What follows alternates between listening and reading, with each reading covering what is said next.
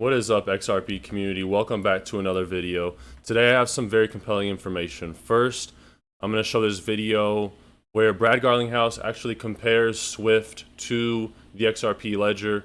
The XRP ledger is what we talk about replacing Swift a lot of the time, but instead of just random people on YouTube like you and me talking about it, Brad Garlinghouse addresses how Swift could replace Ripple, how Ripple could replace Swift, and how they might already be doing it. An update on the lawsuit, two things, how XRP could have stayed on Coinbase. And then if you guys were paying attention about a month ago, the SEC also came after Coinbase in something called a Wahi complaint. Essentially, Coinbase is being accused of listing 9 securities. Going to talk about that. And then, Forbes called out Gary Gensler, the head of the SEC, a few days ago, and they said Gary Gensler should resign because essentially he's ignoring one part of the Howey test, and he's kind of trying to make a new Howey test without explicitly doing that. We have a U.S. Senate candidate saying, hey, Gary Gensler was in this article, they deleted it, send me to Washington, D.C., and I will end this mess. Now, a lot of politicians, they say stuff, and then when they get elected, they don't actually do it. But it's good to see that some of these power players, people that are actually in the U.S. Senate, are on our side and they can see the truth of this matter. And if you want the article that they deleted where they tell Gary Gensler he should resign in Forbes, this guy Luigi, you can pause the video and look at him on Twitter. I also have a Twitter, links in the video description below if you guys want to support. But there's the article. And a really cool, interesting graphic. The unofficial Ripple on-demand liquidity map, okay? So we have a map of Europe, Asia. A lot of the action that Ripple in business that they do is in Indonesia, Southeast Asia. But it's just a list and a nice social graphic of all the banks that Ripple and XRP are working with. Now, a lot of the time people dog on XRP and they say it's a negative, that Ripple has all these partnerships, right? But the token's price performance isn't great.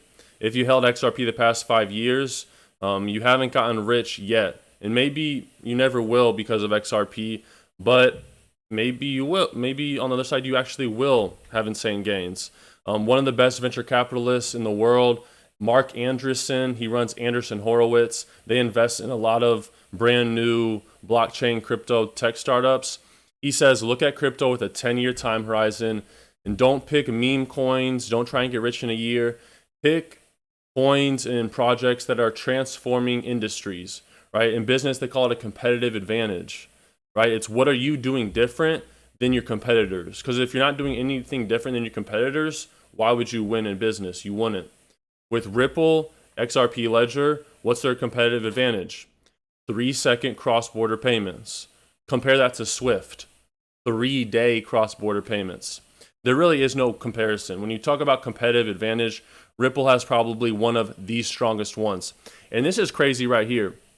Before I show you, you guys want to support this, I'm trying to do daily uploads.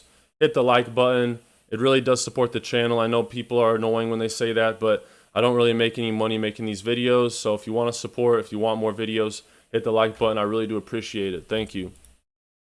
And also, guys, make sure you guys are calling in your family members.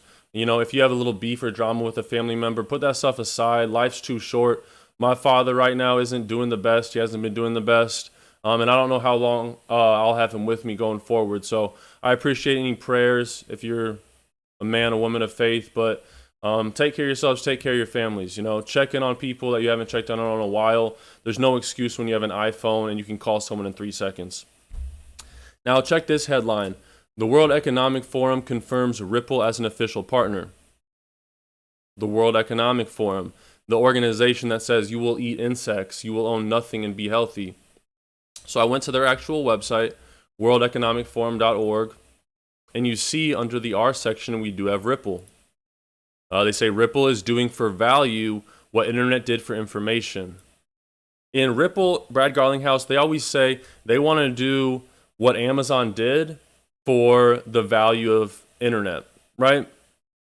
But this isn't Brad Garlinghouse saying this. This is the World Economic Forum. Ripple is enabling its instant and seamless flow around the world.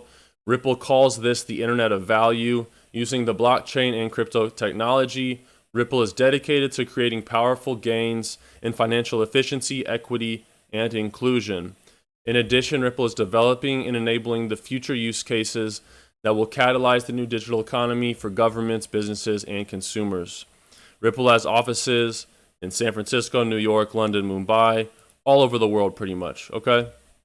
So, good to see that they're a partner with the World Economic Forum. And now for this video, this is on CNBC. You guys are gonna like this one.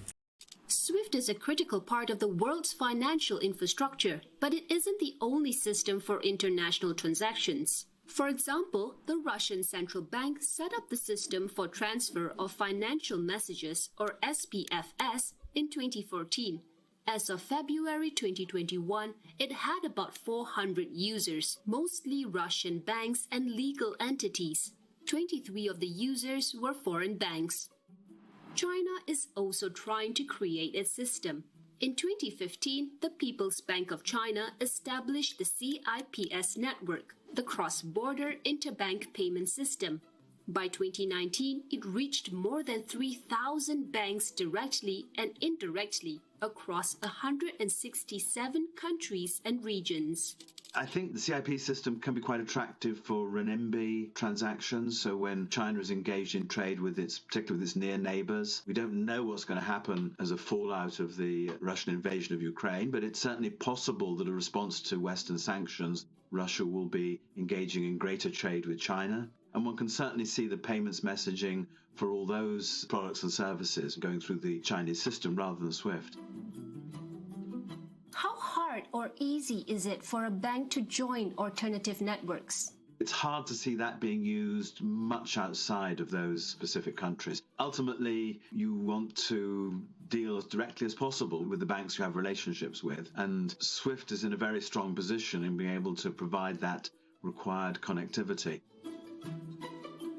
With any sort of legacy technology, you do have this stickiness that occurs with it.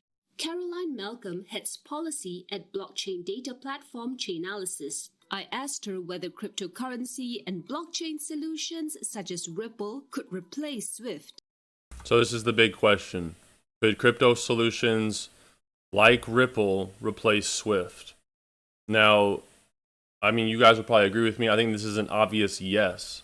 The matter of time, or the only question is when would they be replaced and who will be the winner? Who will replace them? But SWIFT will not be around in 20 years, 10 years, right? It's an automatic yes. But let's see what this lady has to say. There's an adoption curve that really happens. You sort of have your crypto native companies, for example. You've got your sort of fintechs, and then you've got your sort of more traditional financial players. At that end of the spectrum, your traditional financial players, you are looking at sort of a number of different issues in terms of how to integrate, how to actually participate in new payment systems like crypto-based ones. Brad, I'd like you to address some of the rumors circling around. I mean, there are indications that perhaps your biggest rival, SWIFT, will be joining you. Could you shed some light? Well, look, SWIFT is owned by the banks, and we are here to help the banks. We feel like blockchain technologies are a massive step function forward in terms of how correspondent banking has historically worked. The technologies that banks use today that SWIFT developed decades ago really hasn't evolved and kind of kept up with the market. And so we feel like we're here to help the banks. SWIFT is owned by the banks. There have been opportunities where maybe there's partnership opportunities.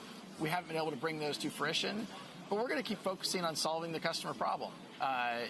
SWIFT said not that long ago they didn't see blockchain as a solution to correspondent banking.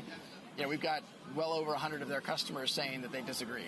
So strictly internet rumors, yes? Just to Strictly clarify. Rumors. There's lots of rumors, and I'm hesitant to comment on any rumor because if you comment on the false rumors, then you have to comment on the true rumors, and so you just avoid all of them. Is there a possibility that Ripple could take over SWIFT one day? Well, I think what we're doing and executing on a day-by-day basis is, in fact, taking over SWIFT. Because Ripple. So there you go. Can, in the future, Ripple overtake SWIFT? Brad Garlinghouse, the CEO of Ripple, says what they're doing on a day-to-day basis is already overtaking SWIFT. They have been at this for a decade, and it's not like they aren't talking to these banks, right? But the banks aren't going to make a decision to move over to something like this this transformative of a technology overnight. In 10 years, guys, in the grand scheme of things, is not a long time. It might seem like a long time, especially if you've been holding Ripple for that long, or XRP, pardon me. But it's just a matter of time. I'm not saying XRP is going to be the one that replaces Swift, but when you want to bet on cryptocurrencies, you want to bet on things that have a 10-year time horizon and they have a core technology that's revolutionizing some kind of industry. All right, if you guys are still watching the video, comment faith is key below. I don't care what your religion is. I don't care Islam, Christian, Jewish. I don't care. As long as you have faith, as long as you believe in a power higher than yourself, that is key. And by watching the full video, you're supporting me a lot. So let me know that you watched until the end by commenting faith is key in the comment section below. And subscribe if you're new. I put these up every day if I can. All right, God bless you. Take care of yourselves. Take care of your families. Until next time.